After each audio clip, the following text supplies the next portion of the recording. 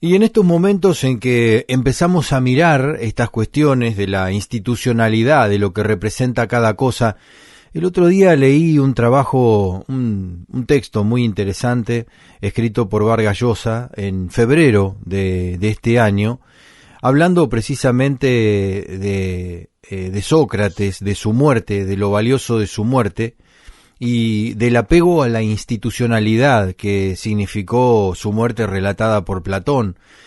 Y entonces uno dice, estamos en un momento muy importante, que es el 25 de mayo, todas las épocas, los días previos, el recuerdo reciente de un símbolo como el himno, por ejemplo, y tantas cosas que parecen solapadas debajo de un espeso manto que significa nuestra aversión al reconocimiento de las instituciones como el presidente o la presidencia, mejor dicho, de la nación, instituciones como la Constitución Nacional.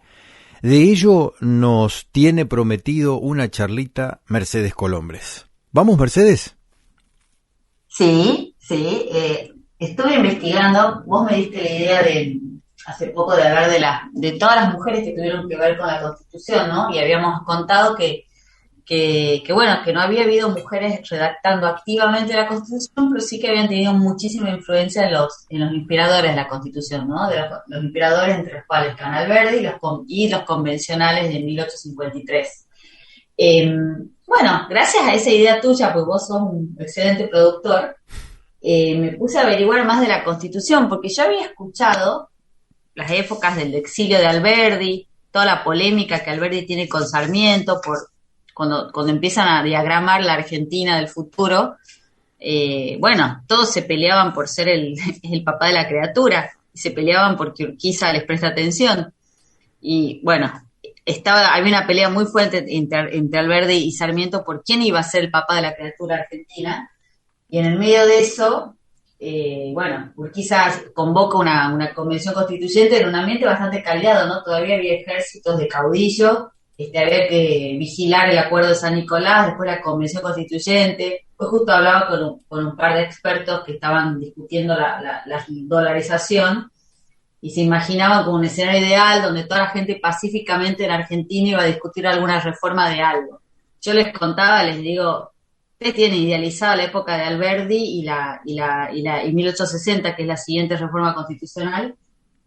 Han tenido que vigilar las dos asambleas constitucionales con milicos, digamos. O sea, siempre ha sido muy conflictivo en Argentina decidir qué camino tomar, ¿no? Para que no nos olvidemos ahora. Pero bueno, volviendo a Urquiza, ¿no? Urquiza lo derroca a Rosas y se dispone a armar una nación bajo esta dictadura blanda, ¿no? Que era de él, porque era una especie de dictadura, pero obviamente con los derechos de las personas en vigencia, ¿no? Pero no había, era como una especie de presidente con muchísimo poder de la Confederación. Convoca a la Asamblea Constituyente, las provincias que ya tenían constituciones, la mayoría bien armadas, mandan sus convencionales. En su gran mayoría, la gente que había redactado las constituciones de sus propias provincias, en la época de Rivadavia o por ahí, en 1820, ¿no? La primera constitución argentina fue la de Rivadavia, en 1826, muy moderna, muy adelantada, pero bueno, él estaba mucho más adelantado que los argentinos. Se arma esto, ¿y qué pasa? Alberdi estaba en el exilio todavía. Alberdi manda su proyecto en base a su libro Las Bases de la Organización Nacional y el sistema rentístico, donde explica la parte económica de la Constitución, muy importante, el sistema económico que se le da a Argentina. Él remite un proyecto, pero él no estaba acá. Entonces, ¿quiénes toman el proyecto? Sus dos grandes amigos, Benjamín Gorostiaga y Juan María Gutiérrez. Y Benjamín Gorostiaga y Juan María Gutiérrez de la Joven Argentina, la logia esta que había armado Alberdi con los amigos, también inspirador del manifiesto unitario. Bueno, Juan María Gutiérrez y Gorostiaga se ponen en la tarea de recopilar otras constituciones, lo mejor de Alberdi y otras ideas, y juntar todo y redactar el trabajo. Bastante inspirado en la Constitución de Rivadavia, ¿no? En la estructura. Pero bueno, había que elegir qué iba. Prácticamente respetan todo la idea de Alberdi, pero bueno, le agregan algo, y Eso lo investigó Jorge Banossi y él rescata, digamos, todo el trabajo de Gorostiaga. Gorostiaga termina siendo más o menos el que redacta 107 artículos de una constitución que tenía 150, ¿no? De su puño y letra. Repito, era amigo de Alberdi, no es que iba a ser algo muy distinto, pero Alberdi acá no estaba. También había toda una pelea con Sarmiento, que yo supongo que Urquiza, para zanjar un poco la cosa, termina confiando el trabajo en toda esta gente sin Alberdi presente, pero bueno, Gorostiaga se toma el trabajo de redactarla con bastante ayuda de Juan María Gutiérrez. No eran los únicos convencionales, pero los que están en la comisión de redacción más importantes son ellos dos. ¿Quién es Gorostiaga? Era un abogado santiagueño súper notable, muy meritorio, que había llegado a Buenos Aires en 1852 con Urquiza, pero apenas llega, medio como siguiendo a Urquiza, apenas llega, lo nombran ministro de Hacienda Vicente Fidel López, ¿no? Un gran gobernador de Buenos Aires, un genio Vicente López, y al poco tiempo ya Urquiza lo sugiere para que sea convencional, redacta el proyecto de constitución que se aprueba inmediatamente. Creo que hay un abogado que se llama Pablo Torres Barte, alberdiano en Twitter, que tiene el proyecto ese original de constitución, tiene el manuscrito original. Bueno, termina la constitución, Urquiza luego le encarga ir a negociar tratados comerciales, después lo hacen ministro de la Corte, después lo hacen ministro del Interior, es diputado de Sarmiento, es ministro de Hacienda de Sarmiento, después va de presidente de la Corte, después es el que logra pacificar la guerra civil en el levantamiento de Carlos Tejedor. Él evita que se haga una guerra civil en 1879, y después, como se presenta en contra de Juárez Celman en las elecciones del roquismo versus el Partido Nacionalista de Mitre, bueno, como ese presente pierde, después Juárez Celman lo vuelve loco para que renuncie a la corte, ¿no? Y ahí se retira, participa medio de la Revolución del Parque, pero se muere al poco tiempo. Bueno, este hombre genial, venido de Santiago del Estero, que se radica en Buenos Aires cuando cae Rosas, tiene todos estos antecedentes brillantes, digamos, una carrera política probablemente la más brillante de Argentina, porque pocos próceres han podido desempeñar tantos cargos como este Gorostiaga.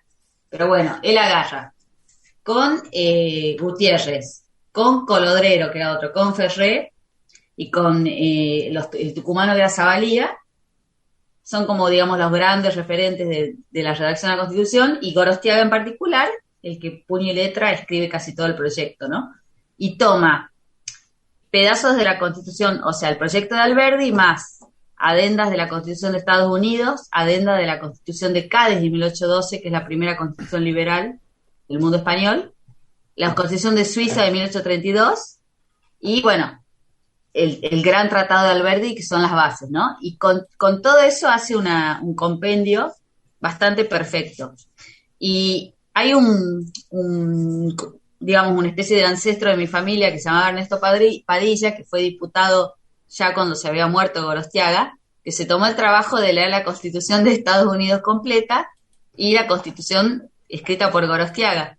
Y encontró que el 40% de la Constitución, o el 50% de la Constitución de Gorostiaga, basada en Alberdi, por supuesto, era totalmente inspirada en la Constitución de Estados Unidos. O sea, la mitad de nuestra Constitución es una copia de la americana, porque Alberdi también había copiado la americana y la Constitución de California, ¿no? No es que encima de Alberdi le han metido otra cosa, no. Pero bueno, se han tomado el trabajo de comparar y llegan a este resultado.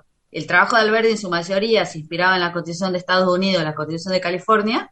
Gorostiaga respeta bastante eso, y el producto de eso es que la mitad de nuestro primer Carta Magna está inspirada en el modelo americano descentralizado, de confederación, de mucha independencia de los estados y un montón de cosas que venían de libertad de expresión, muchas cosas que venían con el paquete americano, ¿no? Uh-huh. Y bueno, los vuelvo a poner en época, ¿no? No había internet, no llegaban muchos libros acá no había ni siquiera país, no había ejército, no había sistema educativo, nada. La gente era como autogestionada, había algunas universidades, pero solamente podían ir algunos pocos, siempre con becas. Las becas normalmente las daban los gobiernos porque nadie tenía tanta plata para irse a vivir a Buenos Aires o para irse a vivir al colegio de Concepción del Uruguay. Y bueno, Gorostiaga hizo todo esto con su propio esfuerzo y saliendo de Santiago del Estero, que no era una provincia rica como Tucumán, era una provincia más marginal. Bueno, José Benjamín Gorostiaga logró todo esto y pudo rescatar el legado de Alberdi, no estando Alberdi acá, ¿no? Porque podría haber dicho hagamos otra cosa. No, él tomó lo mejor de Alberdi, corrigió algunas cuestiones, le agregó otras cosas y nos dio la Constitución. Y no solo esto, en 1860, cuando tuvieron que hacer una enmienda porque se plegó Buenos Aires a la Constitución Argentina, en la primera Constitución Buenos Aires se quedó afuera porque no quiso estar. Bueno, Gorostiaga estuvo también en la segunda versión controlando que se respete el espíritu original, ¿no?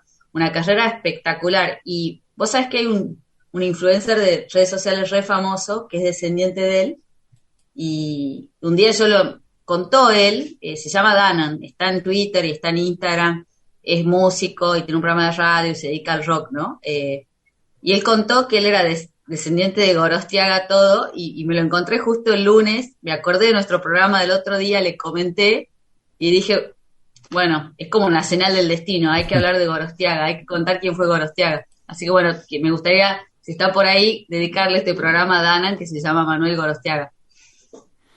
Impresionante historia, y además estos entresijos de la historia, estas cosas que parecen chiquitas, finalmente son como los textos de los debates de la Cámara de Diputados, ¿no?